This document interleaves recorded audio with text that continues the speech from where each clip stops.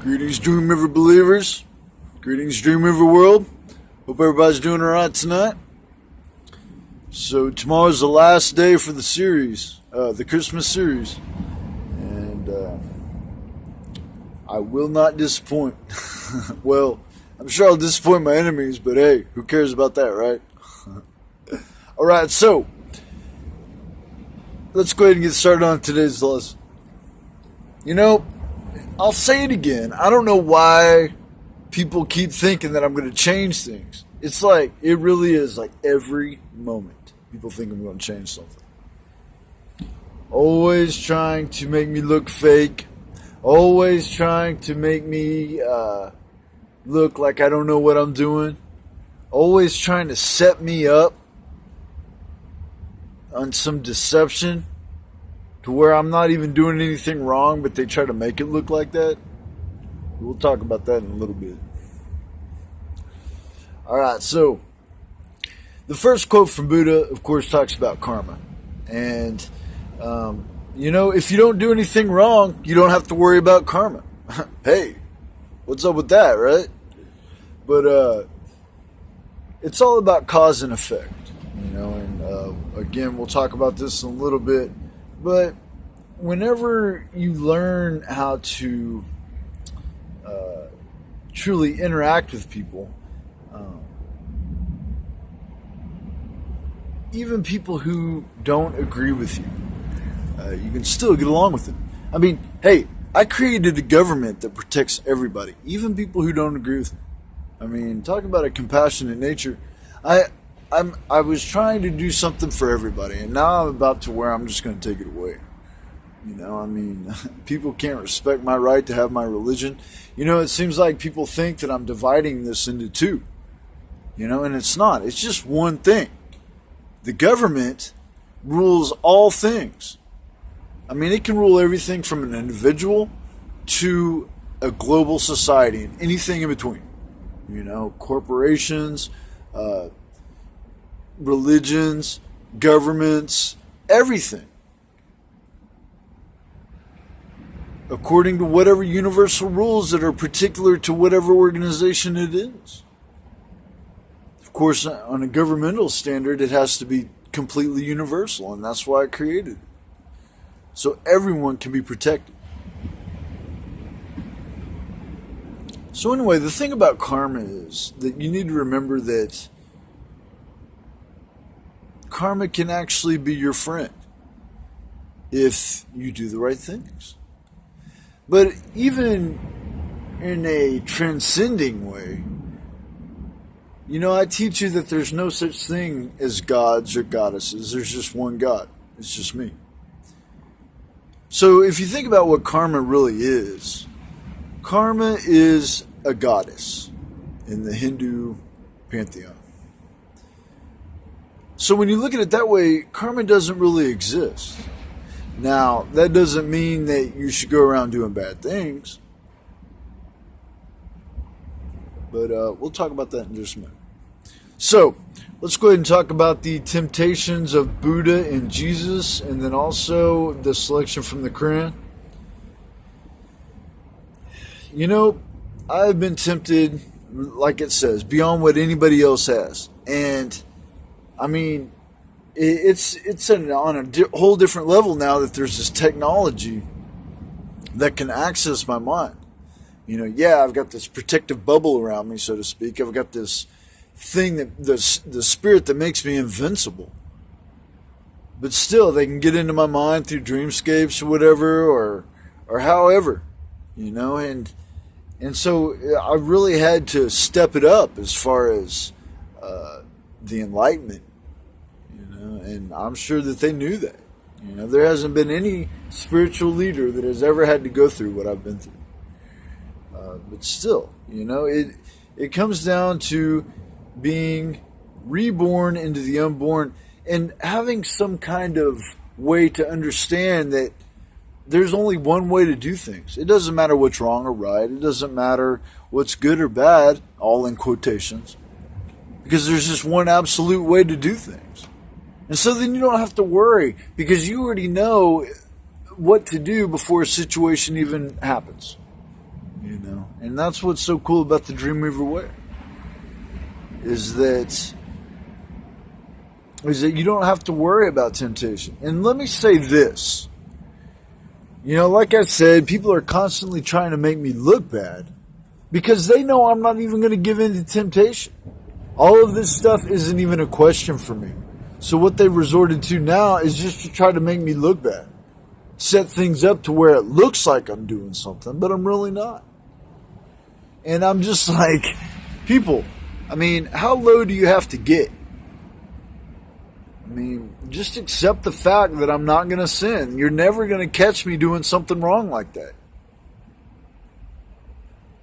On a mundane level, because I'm a biological creature, yeah, I'm going to make mistakes. I'm going to bump my head every once in a while, I'm going to skin my elbow, stuff like that.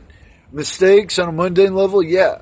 But when it comes to morality and ethics, you're never going to catch me doing something wrong like that.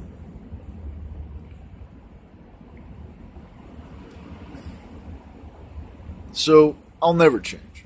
And I know that I have found enlightenment. Even if the entire world persecutes me, and I've told you this before, even if everybody were to fall away and it would just be me, and the whole world decided to be sinful, I still wouldn't give in. This mission is more important than anything. And I know that my enemies will be punished, especially those people who claim to be Christians. Because there's something about Christianity that is favored.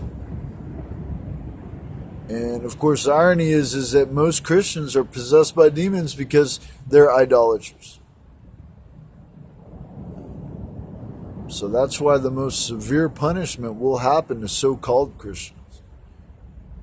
If you don't understand what Christianity is really about, you need to study up. And you can always ask me and I'll tell you. You shouldn't take being a Christian as something that is like, oh, well, I'll be saved by faith, No, that's not good enough. All right? The only way that you're saved by faith is if you live the commands, because if you live the commands, then you prove your faith. But if you don't live the commands, then you're not proving your faith. You prove that you don't have faith. Because you don't believe in the commands. You don't believe in doing what you have to do.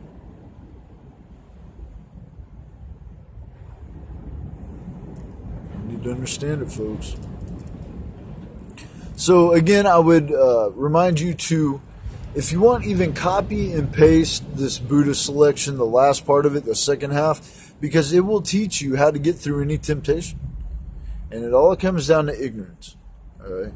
Ignorance causes you to make bad volitional impulses, bad decisions, willful decisions, and then that is caused by desire, out of the body's need for comfort.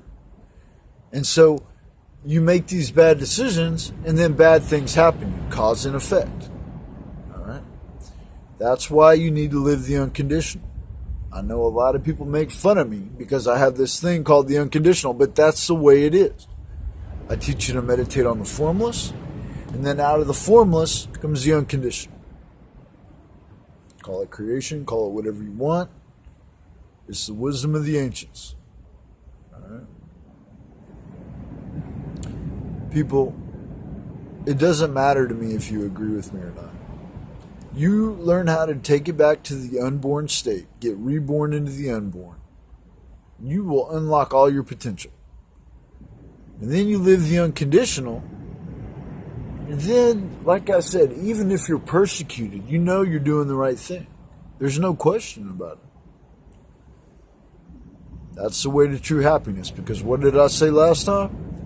The only way you're truly going to find happiness is if you do the right thing, is if you live your duty, live your purpose, do what you're supposed to do, then you're going to be happy. But if you constantly try to chase happiness and you run from pleasure to pleasure and you avoid pain, you're never going to find happiness.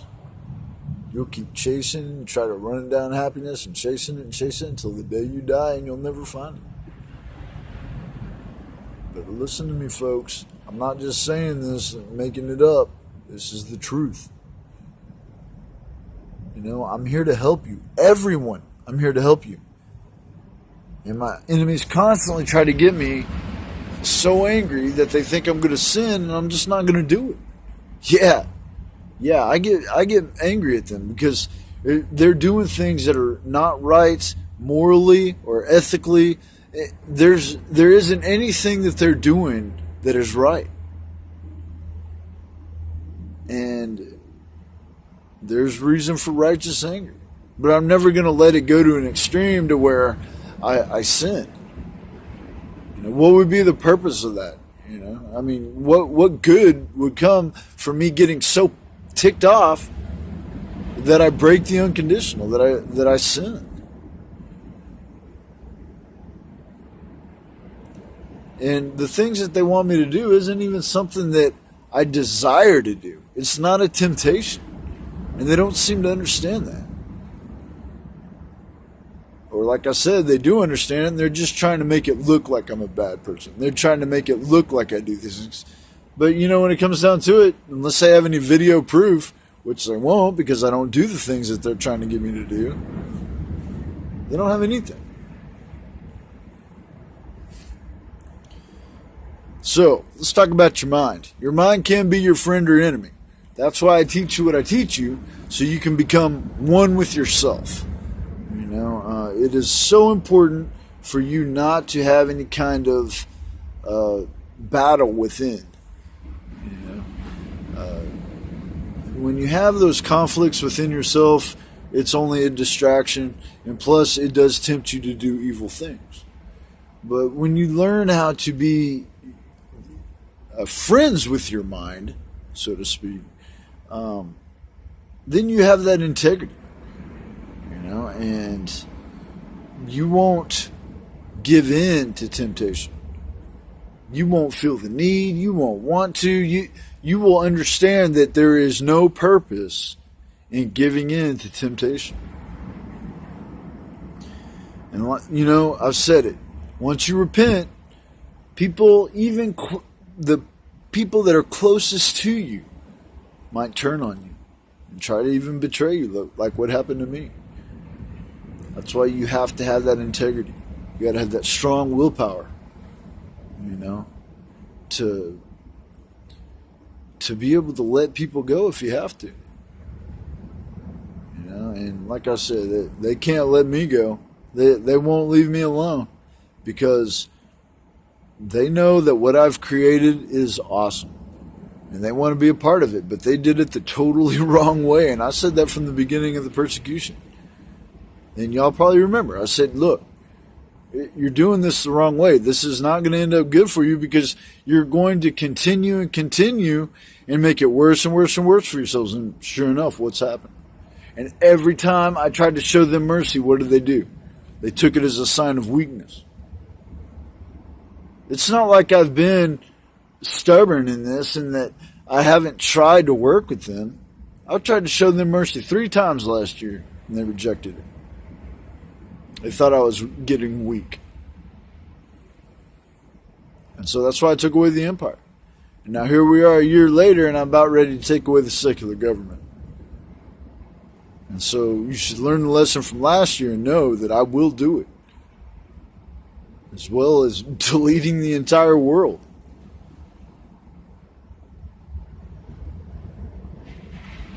Alright, so the final post that I had there was some prophecy that I wrote back in 2012. And I don't want to say too much about it now because, you know, tomorrow's the grand finale of the Christmas series. And I'm really going to wow y'all with this. But yeah, it's all been part of the plan. You know, I was out there in Nevada, I had my alien angelic experience, and I left on an intuition. You know, I didn't have any money after I graduated from school. Again, I had that cult leading degree, but I was like, you know, well, now what? So I didn't even have a spare tire, didn't have any money. I took off from my car to California. I thought I was going to sell my book, but I went to Reno, and stayed there, and that's when I had my experience. So I went back to Texas, Dallas, the Dallas area, and started my cult, and things started rolling. And I'll just go ahead and leave it there for now, because that's when it all began. But then I did go back out to Nevada. At first when I wrote that, I was like, I'm not going out there alone, because I'll tell you, it was a weird experience, and it was tough being out there alone. But after the persecution in Dallas, and after I found out that my ex-wife was part of the opposition, it was time for me to take the mission elsewhere so I could grow the cult. Sure enough, it's worldwide now. So it's all been part of the plan. And, you got to be willing to give up everything for this mission. Whatever it takes is what you got to be willing to do. And what kind of leader would I be if I wasn't the example? You know what I mean? If I didn't practice what I preached, none of this would be valid. So it's all part of the plan. Let's see. All right, so we'll talk about the rest of it tomorrow. I've caused the two worlds to become one, the spirit world and the mundane. And this mixing of worlds is why things have gotten so weird the past few years. All right, so understand that I'm not splitting things into two here. I'm keeping everything one. But the very government that I've created protects the religion. The kingdom is part of everything. I'm not just saying it's the kingdom and the secular government, although there's a boundary between the kingdom and the rest of it, just like there's a boundary of everything. There is a difference between heaven and hell, believe it or not. And you people need to appreciate and respect the fact that I have created a middle ground for people in order to really think about how they want to live their lives. Because this is it. I mean, do you really want me to just give you an option between heaven or hell? Because most of you aren't going to make it to heaven. Only a few will be saved, because people don't have the discipline it takes. And that's what it's all about, is discipline. That's what I teach you. Better make sure your name's on the list. Send in your requests. It just depends. I'm not sure what everybody's got going on, but if I don't get the truth, if people don't tell me exactly the details of everything that's happening, and if people don't follow my commands, I'm taking away the secular government. There's not going to be any questions about it. There's not going to be any discussion about it. You people need to understand that you have basically rejected my gift for you. So like I said, for Christmas, you either get peace on earth or you get Armageddon.